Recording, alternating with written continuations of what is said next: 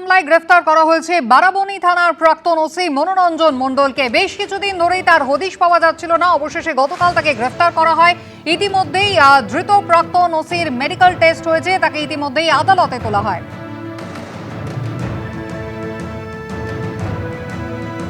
কয়লা পাচার মামলায় গ্রেফতার করা হয়েছে বারাবণী থানার প্রাক্তন ওসি মনোরঞ্জন মণ্ডলকে। দীর্ঘদিন ধরেই তার হদিশ পাওয়া যাচ্ছিল না, অবশেষে তাকে গ্রেফতার করা হয়েছে। মেডিকেল টেস্টের পর তাকে আদালতে পেশ করা হয়েছে।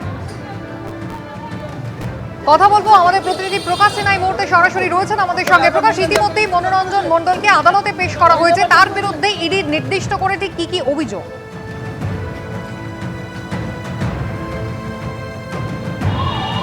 দেখো, অভিযোগ একটাই যে প্রোটেকশন মানি তিনি নিয়েছেন কয়লা মাফিয়াদের কাছ থেকে। তিনি টাকা নিয়েছিলেন, সেই টাকা কিন্তু একাধিক অ্যাকাউন্টের মাধ্যমে তার স্ত্রীর অ্যাকাউন্টে এবং আত্মীয়দের অ্যাকাউন্টে পৌঁছে গেছিল। যেটা ইডি তরফে দাবি করা হচ্ছে যে মনোরঞ্জন মণ্ডল তার বাড়িতে যখন তল্লাশি অভিযান চালানো হয়, সেখান থেকে একাধিক নথি তারা বাজেয়াপ্ত করেন এবং সেই ডকুমেন্ট এবং চিন্ময় মণ্ডল, তোমার মনে থাকবে, তাকেও গ্রেফতার করা হয়েছিল।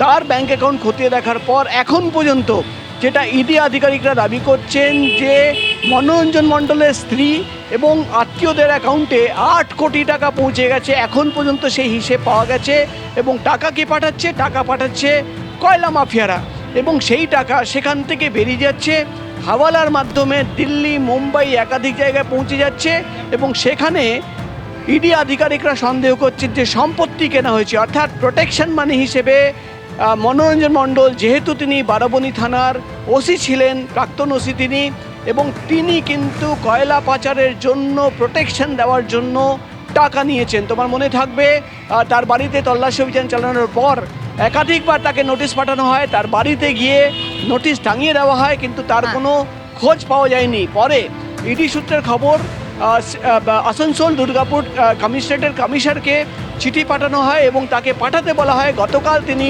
ইডি দপ্তরে হাজিরা দেন এবং দফায় দফায় জিজ্ঞাসাবাদের পর তাকে গ্রেপ্তার করা হয়েছে।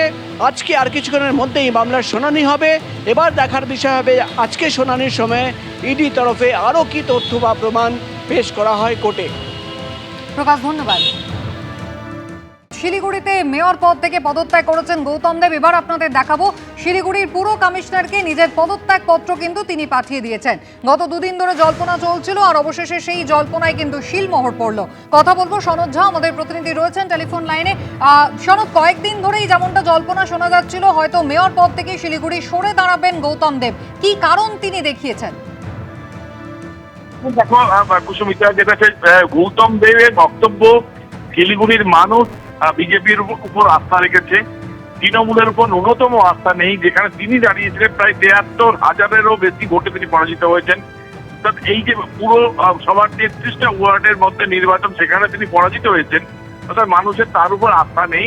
তো তার পদত্যাগ করা উচিত তিনি মনে করেন। তিনি এটা আগেই বলেছিলেন, তবে তৃণমূল নেত্রীর অনুমতির অপেক্ষায় ছিলেন, অনুমতি পাওয়া যাচ্ছিল না। সম্প্রতি তিনি কলকাতায় গেছিলেন, সেখানে তৃণমূল নেত্রীর অনুমতি নিয়ে এসছেন। তবে যেটা হচ্ছে যে এই পরশু দিন থেকেই তিনি এই পদত্যাগ করবেন বলে মনস্থির করে ফেলেছিলেন, কিন্তু কাউন্সিলরদের আপত্তির জন্য তিনি জমা দিতে পারেননি। গতকালকে কাউন্সিলর বৈঠকে বসেন, সেখানে তিনি জানিয়ে দেন তিনি কোনোভাবেই আর পদে থাকবেন না, তিনি পদত্যাগ করবেন এবং সেই কারণেই কিন্তু আজকে তিনি পদত্যাগ করেছেন। এবং তার বক্তব্য এটা একান্তই ব্যক্তিগত, পাশাপাশি তিনি যেটা জানাচ্ছিলেন ঘনিষ্ঠ মহলে যে পুরসভার এখন কাজ শুধুমাত্র জরুরি ভিত্তিতে কাজ হচ্ছে, কোনো রকম ভাবে বরাদ্দ নেই, কোনো কাজ করা যাচ্ছে না, আর এই কাজ করা কোনোভাবেই যাবে না। তো সুতরাং যেখানে কাজই করা যাবে না সেখানে থেকে কি লাভ, এই কারণে তিনি আজকে পদত্যাগ করেছেন। একেবারেই, যেখানে গৌতম দেব অভিযোগ করেছেন যে কোনোভাবেই কাজ করতে পারছেন না, কোনো রকম সহযোগিতা পাচ্ছেন না, সেখানে পরিষদীয় এবং পর্যটন মন্ত্রী শঙ্কর ঘোষ তিনি কিন্তু বলছেন তার তরফ থেকে কোনো অসহযোগিতা কিন্তু নেই। একটি পৌর কর্পোরেশনকে পরিচালনা করবার জন্য যে দক্ষতার প্রয়োজন, সেই দক্ষতার অভাব। ক্ষণে ক্ষণে মেয়র পরিষদ এবং মেয়রের মধ্যে বিভিন্নভাবে তাদের মধ্যে বিতর্ক। এইরকম পরিস্থিতিতে মেয়র সাহেবের পদত্যাগ করাই উচিত বলে আমার মনে হয়েছিল। উনি করেছেন, কিন্তু এই ব্যাপারে আমার যেহেতু জানা নেই, আমি বলতে পারবো না। আশা করি যে পশ্চিমবঙ্গের শিলিগুড়ি মিউনিসিপাল কর্পোরেশনের মানুষ অন্তত দক্ষ হাতে একটি পৌর কর্পোরেশন পরিচালনা করবার ফলে যে পরিষেবা থেকে তারা বঞ্চিত হচ্ছেন সেই পরিষেবা তারা পাবে। ওনারই মেয়র পরিষদ অভিযোগ তুলেছিলেন আর্থিক অস্বচ্ছতার, ফলে কি কারণে উনি করেছেন এটা সম্পর্কে আমার ধারণা নেই। যে ব্যক্তি হিসাবে বা মন্ত্রী হিসাবে আমি নির্বাচিত হবার পর শপথ নেবার পরে ওনাকে সহযোগিতা ছাড়া অন্য কিছু করিনি। এবার কালীঘাট তৃণমূল ছাড়লেন আরো এক প্রাক্তন মন্ত্রী জ্যোতিপ্রিয় মল্লিক, প্রাক্তন খাদ্যমন্ত্রী। তিনি এবার তৃণমূল কংগ্রেসের পদ থেকে ইস্তফা দিলেন। নিজের চিঠি তিনি ইতিমধ্যেই পদত্যাগপত্র পাঠিয়ে দিয়েছেন মমতা বন্দ্যোপাধ্যায়কে। কথা বলবো, উজ্জ্বল মুখোপাধ্যায় রয়েছেন আমাদের সঙ্গে টেলিফোন লাইনে। উজ্জ্বল, কি কারণে ইস্তফা দিলেন প্রাক্তন খাদ্যমন্ত্রী? কারণ কদিন আগেই যে বিধানসভা নির্বাচন হয়েছিল সেখানেও তো তাকে তৃণমূল কংগ্রেসের প্রার্থী হয়ে আমরা ভোটে লড়তে দেখেছি।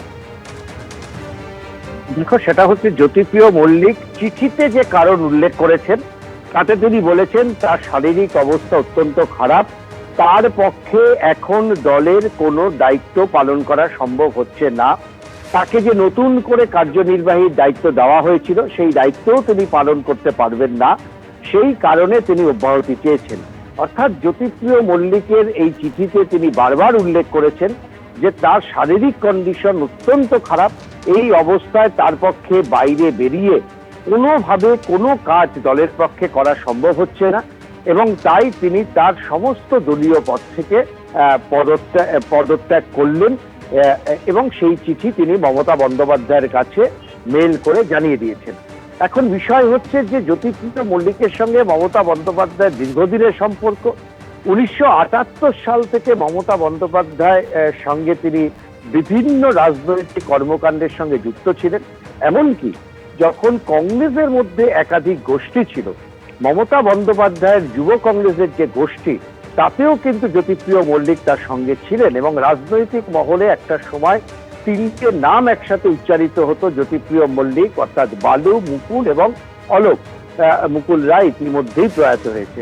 পরবর্তী ক্ষেত্রে তৃণমূল কংগ্রেস গঠিত হওয়ার পর প্রথম দিন থেকেই জ্যোতিপ্রিয় মল্লিক তিনি কিন্তু মমতা বন্দ্যোপাধ্যায়ের সঙ্গে, তাকে খাদ্যমন্ত্রী করা হয়েছিল, খাদ্য মন্ত্রকের দায়িত্ব দেওয়া হয়েছিল, কিন্তু খাদ্য মন্ত্রকের দায়িত্ব পাওয়ার পর তার বিরুদ্ধে একাধিক অভিযোগ ওঠে। শেষ পর্যন্ত তাকে গ্রেফতার করা হয়, বেশ কয়েক মাস তিনি জেলবন্দি ছিলেন। সেই সময়ও কিন্তু আমরা দেখেছিলাম মমতা বন্দ্যোপাধ্যায় তাকে কোনোভাবে মন্ত্রিত্ব থেকে সরাননি, যদি একেবারে শেষ পর্যায়ে এসে তাকে মন্ত্রিত্ব থেকে সরাতে হয়েছিল। অর্থাৎ মমতা বন্দ্যোপাধ্যায়ের একটা প্রচ্ছন্ন মদত সবসময় কিন্তু জ্যোতিপ্রিয় মল্লিকের সঙ্গে ছিল।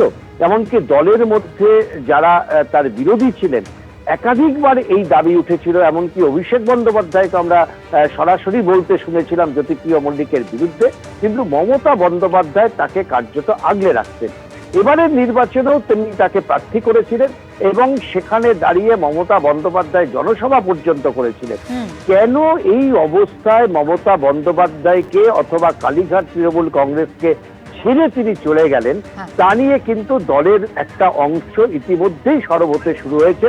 তাদের বক্তব্য যে যতদিন পর্যন্ত মমতা বন্দ্যোপাধ্যায় ক্ষমতায় ছিলেন ততদিন পর্যন্ত জ্যোতিপ্রিয় মল্লিক অথবা আজকে যারা কোট আনকোট বিদ্রোহী, তারা কিন্তু তাকে ছায়াসঙ্গীর মতন তার পাশে ঘুরে বেড়াতেন।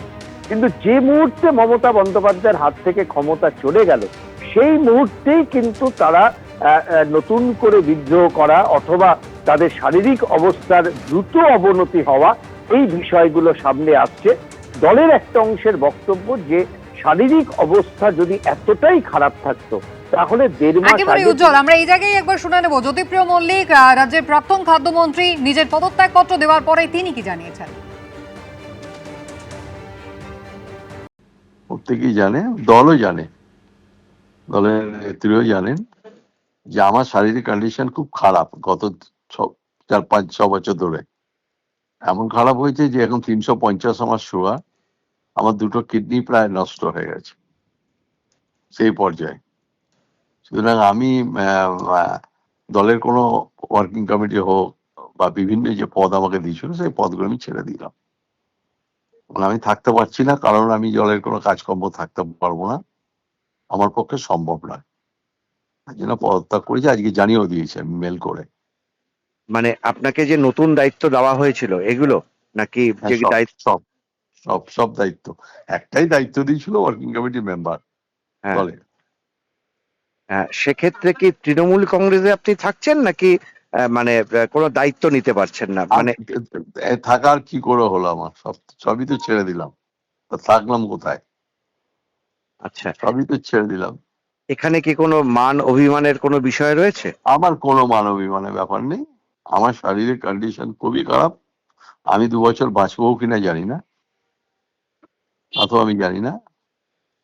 আমার এমন কন্ডিশন যে মারাত্মক ভাবে, সেই জন্য আমি ছেড়ে দিলাম। হ্যাঁ, কেন পথ আঁকড়ে রাখবো শুধু আমি? আচ্ছা। এই কঠিন সময় আমরা দেখেছি যে বেশ কয়েকজন তারা ছেড়েছেন বা দলের মধ্যে বিদ্রোহ ঘোষণা করেছেন। এই বিষয়গুলো আপনি কিভাবে দেখছেন? সেটা তাদের কারোর ব্যক্তিগত মতে আমি কিছু বলতে পারি না। তারাও তো আমার মতন, আমার বয়সী লোক, তারাও স্বাধীন চেতা। তারা যা ভেবেছে তাদের তা করেছে, নিশ্চয়ই করেছে। তারা কিছু বুঝেছে বলে ভেবেছে, করেছে, পজিটিভ কিছু করেছে। সুতরাং আমি মনে করি যে আমার আর থাকা উচিত নয় পথ আঁকড়ে থেকে। শুধু কেন থাকবো আমি? আর আমার শেষ প্রশ্ন সেটা হচ্ছে, মমতা বন্দ্যোপাধ্যায়ের সঙ্গে আপনার দীর্ঘদিনের সম্পর্ক যখন আমার থেকে। 1978 সালের রিলেশন। হ্যাঁ, আমি তো সেইভাবে তখন যে বালু ছিলাম, আজকে 2026-এ সেই বালু নেই। শারীরিক কন্ডিশন অত্যন্ত ডিটোরিয়েট করে গেছে। আমাকে না দেখলে কেউ বলতে পারবে না যে আমার শরীরের কন্ডিশন কোথায় গেছে, আমার দাঁড়িয়েছে। মানে আমি চলার মতো আমার হয়তো আমি 4 মাস বাদে চলতেও পারবো না। অর্থাৎ প্রাক্তন খাদ্যমন্ত্রী জ্যোতিপ্রিয় মল্লিক শারীরিক অসুস্থতার কারণে তৃণমূল কংগ্রেস ত্যাগ করলেন, এমনটাই কিন্তু চিঠি দিয়ে মমতা বন্দ্যোপাধ্যায়কে জানিয়েছেন। আর এই প্রসঙ্গে কি জানিয়েছেন বিজেপির প্রধান মুখপাত্র দেবজিৎ সরকার, দেখুন। আমার কথা হচ্ছে যে দলটাই তো নেই, তার আবার অব্যাহতির কি আছে? দল যেখানে নেই তার দলীয় পদ, তার অব্যাহতি, এ তো অদ্ভুত কথা। আর দলীয় পদ থেকে অব্যাহতি চাইলেই বা দলের সমস্ত দায়িত্ব থেকে অব্যাহতি চাইলেই কি আপনারা মনে করেন যে সমস্ত কৃতকর্ম তাকে ছেড়ে চলে যাবে? বেআইনি যা কিছু হয়েছে, তিনি যে নিই হন না কেন, তাকে আইন আমলে আসতে হবে। চলতি বছরেও হাবড়া বিধানসভা কেন্দ্র থেকে মমতা বন্দ্যোপাধ্যায় টিকিট দিয়েছিলেন তৃণমূল কংগ্রেসের জ্যোতিপ্রিয় মল্লিককে। ভোটের প্রচারে গিয়েছিলেন এবং সেখানেও ভূয়সী প্রশংসা করেছিলেন বালু মল্লিকের। বালুর নামে বদনাম দিয়ে বেড়াচ্ছে আমি শুনেছি, হাবড়ার প্রার্থীর নামে। জেনে রাখুন, আমার গভর্নমেন্টে বালু যত ভালো কাজ করেছে এ কেউ করতে পারেনি। ওকে হিংসা করে গ্রেপ্তার করেছিল, কোনো প্রমাণ পাইনি। কেন গ্রেপ্তার করেছিল? কারণ সিপিএমের ওই পচা সিপিএম পার্টির 1.5 কোটি লোকের নাম রেশন কার্ডে ঢুকিয়ে দিয়েছিল। এই চুরিটা ধরেছিল, এই ডাকাতিটা ধরেছিল বালু, তাই ওরা বিজেপিকে দিয়ে বালুর বিরুদ্ধে এটা করিয়েছে। দীর্ঘ কয়েক দশক ধরে মমতা বন্দ্যোপাধ্যায়ের আস্থাভাজন ছিলেন এই বালু মল্লিক, যিনি অবশেষে তৃণমূল কংগ্রেস ছাড়লেন। কথা বলবো আবার উজ্জ্বল মুখোপাধ্যায় রয়েছেন আমাদের সঙ্গে। উজ্জ্বল, বালু মল্লিক তার এবার তৃণমূল কংগ্রেস ছেড়ে চলে যাওয়া মানে অবশ্যই মমতা শিবির আরো খানিকটা দুর্বল হলো। একদম তাই। দেখো, মমতা বন্দ্যোপাধ্যায়ের শিবির ছেড়ে যারা চলে যাচ্ছেন তাদের মধ্যে অনেকেই কিন্তু একেবারে মমতা বন্দ্যোপাধ্যায়ের ঘনিষ্ঠ বৃত্তের মধ্যে ছিলেন, অথবা বলা যেতে পারে যে 2011 সালের পর থেকে যাদের কাঁধে ভর রেখে মমতা বন্দ্যোপাধ্যায় তার সরকার চালিয়েছে, এরকম তার মধ্যে অন্যতম নাম অবশ্যই জ্যোতিপ্রিয় মল্লিক। দেখো, আমরা কয়েকদিন ধরে যে কর্মকাণ্ড দেখতে পাচ্ছি তাতে একের পর এক হেভিওয়েট নেতৃত্ব তারা কিন্তু মমতা বন্দ্যোপাধ্যায় এবং কালীঘাট শিবির ছেড়ে আস্তে আস্তে তারা নিজেদেরকে সরিয়ে দিচ্ছেন। ঠিক এমনটাই দেখা গেছিল ফিরহাদ হাকিমের ক্ষেত্রে। আমরা দেখেছি ফিরহাদ হাকিম এখন এই মুহূর্তে তিনি কিন্তু বিরোধী দলনেতার ঘরে বসে রয়েছেন। যে বিরোধী দলনেতা এবং যে গোষ্ঠী তারা দাবি করেন তারাই আসল তৃণমূল কংগ্রেস, এবং সেখানে ফিরহাদ হাকিম তিনি এই মুহূর্তে সেই ঘরে বসে বৈঠক করছেন। ঠিক একই রকম ভাবে অরূপ বিশ্বাস, তার সঙ্গে তৃণমূল কংগ্রেসের কালীঘাট শিবিরের আদৌ কোনো যোগাযোগ আছে কিনা তা নিয়ে কিন্তু রাজনৈতিক মহলে রীতিমতন চর্চা। বিশেষ করে তার ব্যাংক অ্যাকাউন্টে দেওয়া এই চিঠিকে কেন্দ্র করে এই বিতর্ক আবার সামনে আসলো যে কেন তিনি এই চিঠি ব্যাংকে জমা দিতে গেলেন। তৃতীয় নাম ছিল জ্যোতিপ্রিয় মল্লিক। তার শারীরিক অবস্থা অত্যন্ত খারাপ, এতে কোনো সন্দেহ নেই, কারণ আমরা দেখেছি দীর্ঘদিন তাকে হাসপাতালে থাকতে হয়েছে, একদম। কিন্তু তিনিও কিন্তু নিজেকে এইখান থেকে সরিয়ে দিলেন। অর্থাৎ কালীঘাট শিবির বা তৃণমূল শিবির অথবা মমতা বন্দ্যোপাধ্যায়ের ঘনিষ্ঠ যারা ছিলেন তারা কিন্তু নিজেদেরকে আস্তে আস্তে সরিয়ে দিচ্ছেন, দূরত্ব তৈরি করছেন। ঠিক একই রকম ভাবে শিলিগুড়িতে গৌতম দেব, একদমই তাই। উজ্জ্বল, ধন্যবাদ। এবিপি আনন্দ, এগিয়ে থাকে, এগিয়ে রাখে।